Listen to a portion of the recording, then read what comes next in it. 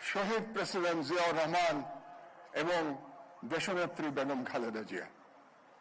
এই পাঁচজনের মধ্যে মৌলানা ভাসানী কখনো সরকারে যান নাই, কখনো ক্ষমতায় আসীন হন নাই।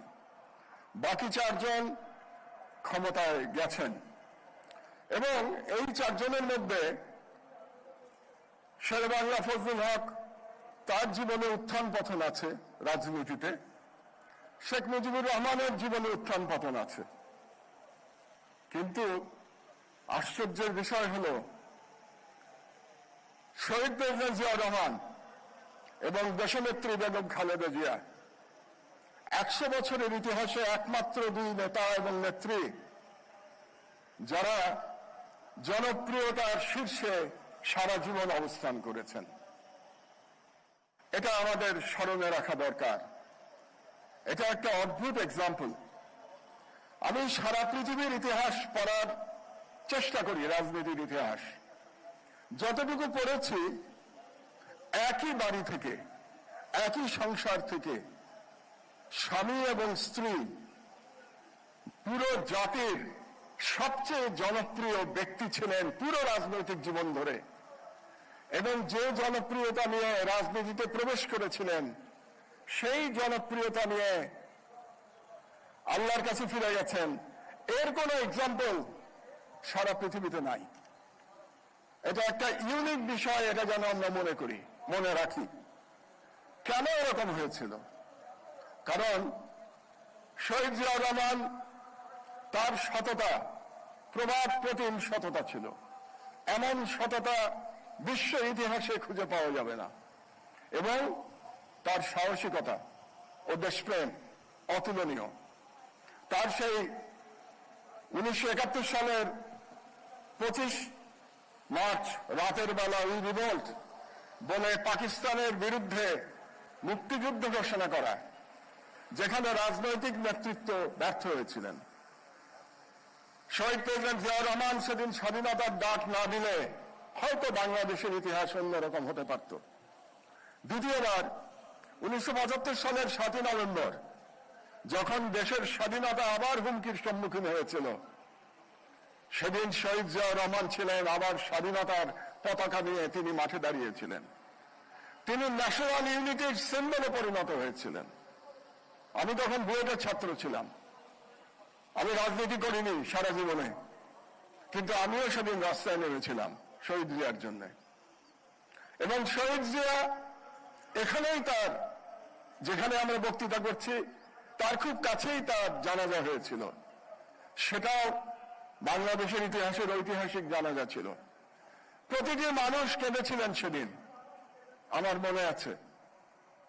একই দৃশ্য আমরা দেখেছি যেদিন দেশনেত্রী বেগম খালেদা জিয়ার জানাজা হলো। এর মধ্যেও একটা পার্থক্য আছে।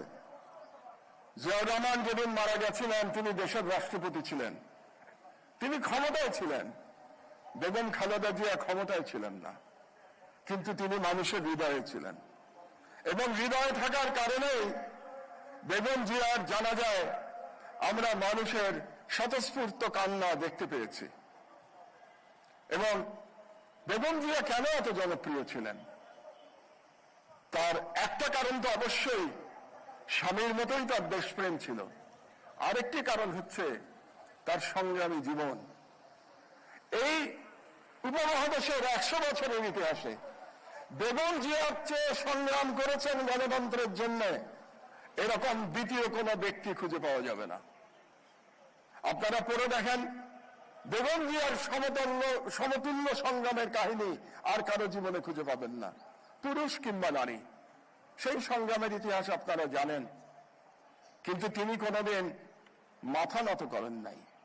তার একটি স্লোগান আমার সবসময় মনে পড়ে, ওদের হাতে গোলামীর জিঞ্জির, আমাদের হাতে স্বাধীনতার পতাকা।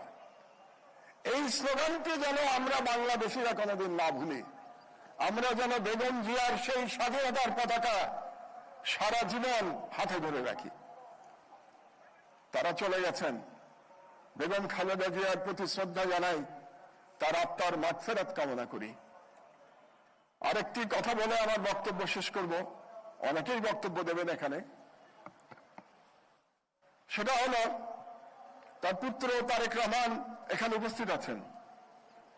এটা খুব গর্বের বিষয়। বেগম জিয়া এবং জিয়াউর রহমানের সন্তান হওয়া অত্যন্ত গর্বের বিষয়, কিন্তু এটা একটা ভয়েরও বিষয়, এটা একটা শঙ্কার বিষয়।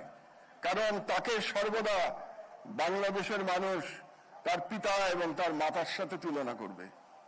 এই তুলনা বড় কঠিন, যে কোনো ব্যক্তির জন্যই কঠিন। বাংলাদেশে যেটা বললাম, গত 55 বছরে মাত্র 2জন নেতা নেত্রী জন্মেছেন। তাদের সমতুল্য হওয়া কঠিন কাজ, এবং সন্তান হলে আরো কঠিন কাজ। রবীন্দ্রনাথের একটা কবিতা আছে, তোমার পতাকা যারে দাও তারে বহিবারে দাও শকতি। আজকে শহীদ জিয়া এবং বেগম জিয়ার পতাকা তারেক রহমানের হাতে ন্যস্ত হয়েছে। মহান আল্লাহ তাআলার কাছে প্রার্থনা জানাই, তিনি যেন সেই অবিস্মরণীয় পতাকা, সেই শক্তির পতাকা, সেই স্বাধীনতার পতাকা তারেক রহমানকে বহন করবার শক্তি দান করেন। আল্লাহ হাফেজ। বাংলাদেশ জিন্দাবাদ।